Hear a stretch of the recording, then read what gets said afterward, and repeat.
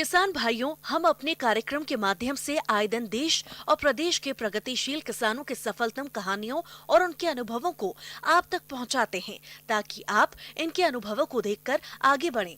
आज भी हम आपको बिहार राज्य जिला मधुबनी की प्रगतिशील पशुपालक निर्मल से मिलवाने जा रहे हैं, जो कि डेयरी व्यवसाय से अच्छी आमदनी कमा रहे हैं। तो चलिए जानते हैं इनके अनुभवों को।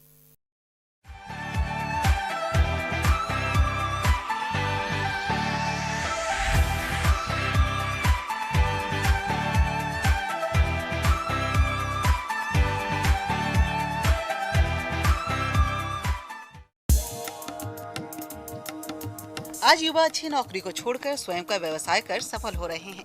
बिहार जिला मधुबनी के रहने वाले युवा किसान नत्रेश निर्मल भी ऐसे ही किसानों में से एक हैं। इन्होंने साल 2019 से डेयरी व्यवसाय की शुरुआत की और आज इससे अच्छी आमदनी कमा रहे हैं। 2019 अप्रैल में मैंने ये डेयरी फार्म स्टार्ट किया था और इस डेयरी फार्म में सबसे पहले मैंने 6 बाछी और 3 गाय से मैंने ये शुरुआत किया था।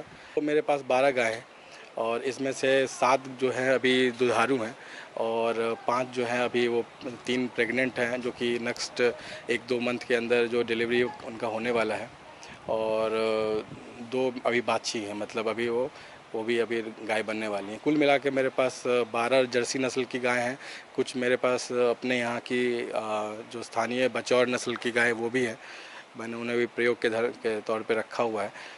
और अभी तक का जो मेरा अनुभव रहा है वो इस नस्ल से काफ़ी मैं खुश हूँ, क्योंकि जो चीज़ समस्याएं मैंने लोगों से जाना उसमें मैंने पाया कि जर्सी में अपेक्षाकृत ये एक्चुअली में कम है। दरअसल डेयरी फार्मिंग या पशुपालन ऐसा व्यवसाय है जो किसानों के आर्थिक उन्नति का सबसे बड़ा साधन बनकर उभरा है। इस व्यवसाय की शुरुआत करने से पहले नत्रेश निर्मल ने कई डेयरी पालकों से प्रशिक्षण लिया, उनके अनुभवों को जाना और फिर उस व्यवसाय की शुरुआत की। और ये सारी जितने भी मैंने पशु लिए थे, ये सब मैंने जंडी गांव, जिला जगरांव, लुधियाना, पंजाब से लिया था। और इससे पहले 6 महीने वहाँ के जितने भी स्थानीय डेयरी फार्म थे उनका दौरा किया और उसके दौरान मैं करनाल भी गया। करनाल से भी NDRI मैंने वहाँ पे जो भी पशु के विशेषज्ञ थे उनसे मेरी एक अच्छा खासा ज्ञान हुआ। और उस ज्ञान के बाद मैंने ये सोचा, चूँकि ये डेयरी फार्म मुझे अपने यहाँ मधुबनी बिहार में करना था, तो इसके वजह से मैंने एक प्रयोग के तौर पे 6 बाछी और 3 गाय मैंने सिर्फ जर्सी नस्ल की लेके आया था। ये जर्सी जो गाय होती है ये थोड़ी छोटी होती है, वज़न इसका कम होता है, 450 से 500 kg तक का होता है। तो इसकी वजह से इसके बहुत सारे फ़ायदे हैं कि ये आपको थोड़ी गर्मी भी बर्दाश्त करती है और ठंड भी, चूँकि ठंडे प्रदेश की गाय होती है तो ठंड में इसको प्रॉब्लम नहीं होता है। और सबसे पहले शेड में जो है वो हाइट आपको देखना होगा। हाइट जो है 15 फीट हाइट रहनी चाहिए। दूसरा है कि शेड के अंदर आपको ये देखना होगा कि क्रॉस वेंटिलेशन रहे, हवा जो है वो एक डायरेक्शन से दूसरे डायरेक्शन में जाए। और ये जो मैंने शेड बनाया है बेसिकली ये लोकल मटेरियल्स का ज़्यादा इसमें इस्तेमाल किया है। और जैसे कि आप देख पा रहे होंगे कि बांस का मैंने जहाँ पे झांझरी बनाते हैं उसका इस्तेमाल किया एक वॉल के रूप में।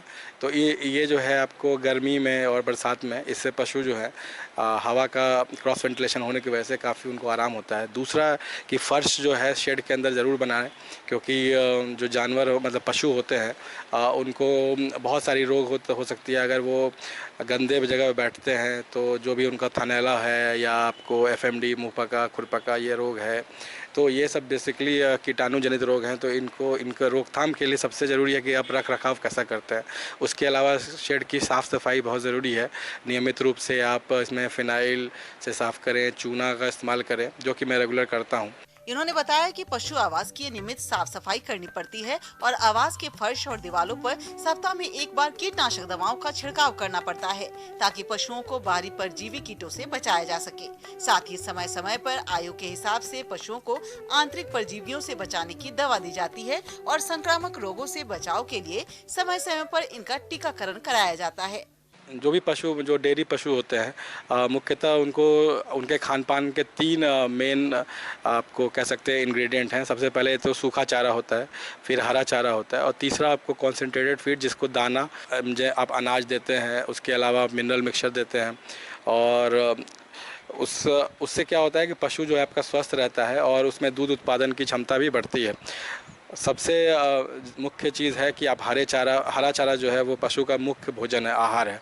तो ये 3 चीज़ मुख्य हैं जिस पे ध्यान रखना और ये मैनेजमेंट का चीज़ होता है। ये आपको खुद से समझ के कि हम मेरे पशु को कितना चाहिए और इसका फॉर्मूला होता है। ऐसा नहीं है कि ये आपको अंदाजे से खिलाना है। ये आप अपने पशु के वज़न से के हिसाब से बॉडी वेट के हिसाब से खिलाते हैं, प्लस उसकी जो क्षमता है दूध उत्पादन की उस पे खिलाते हैं और जब उसको जितना वो अच्छे से खाएगा उसकी दूध उत्पादन की क्षमता प्लस उसका जो अपना सेहत है वो लगातार बना रहता है। इन्होंने बताया कि पशुओं की देखरेख मौसम अनुरूप की जाती है और इनके आहार में भी कई बदलाव किए जाते हैं ताकि पशुओं का स्वास्थ्य अच्छा रहे और इनकी दुग्ध उत्पादन क्षमता बढ़ती रहे। इनका कहना है कि गर्मी के मौसम में जहां पशुओं को तेज ताप और गर्मी से बचाया जाता है, वहीं जाड़े के मौसम में ठंड के दुष्प्रभाव से बचाने के लिए पशु आवास में बदलाव करने पड़ते हैं, जिनमें दरवाजों खिड़कियों पर पर्दे लगाना, पशुओं के आहार में प्रोटीन की मात्रा बढ़ाना, पशुशाला में धुआं करना इत्यादि प्रमुख काम है। गाय जो मेरे पास है, मेरा दूध उत्पादन अभी 70 से 75 लीटर होता है और ये थोड़ा सा अभी घट गया है और जनरली ये 80-85 लीटर चाहता था और अभी जैसे अगले महीने में 3 गाय जो है वो और अभी बच्चा देने वाली हैं।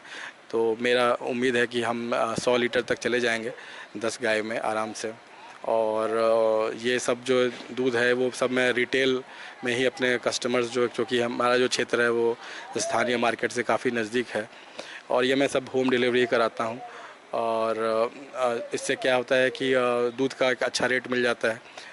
डेयरी फार्मिंग में सबसे जो खर्च का विषय है वो है आपको फीड और उसके बाद आता है लेबर।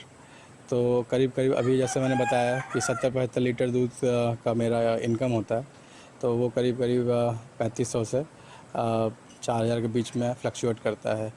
तो करीब आप ये मान लें कि आपका इसमें 40 से 45% बचत हो जाता है। मान लीजिए अगर आप 1 लाख रुपए आपका इनकम होता है तो आपके पास कम से कम 65 से 70 हज़ार रुपये खर्च होता है और आप जो हैं 30 हज़ार रुपये प्रति महीना अगर 1 लाख तक का आपका दूध उत्पादन होता है तो आप उसमें बचा सकते हैं। नटरेश निर्मल ने 2019 में डेयरी स्थापित की और आज सफल उद्यमी बनकर उभरे हैं। उन्होंने अपने गांव के अन्य किसानों के लिए कमाई का एक नया जरिया खोज निकाला है। नटरेश निर्मल अपनी डेयरी से प्राप्त गोबर से भी केचुआ, जैविक खाद और दुग्ध उत्पादक जैसे पनीर, मट्ठा, घी, दही आदि बनाने की इच्छा रखते हैं ताकि इन्हें डेयरी से और भी अधिक मुनाफा प्राप्त हो सके। आप इनकी तरह डेयरी व्यवसाय करके सालाना लाखों रुपए की आमदनी कमा सकते हैं। आगे और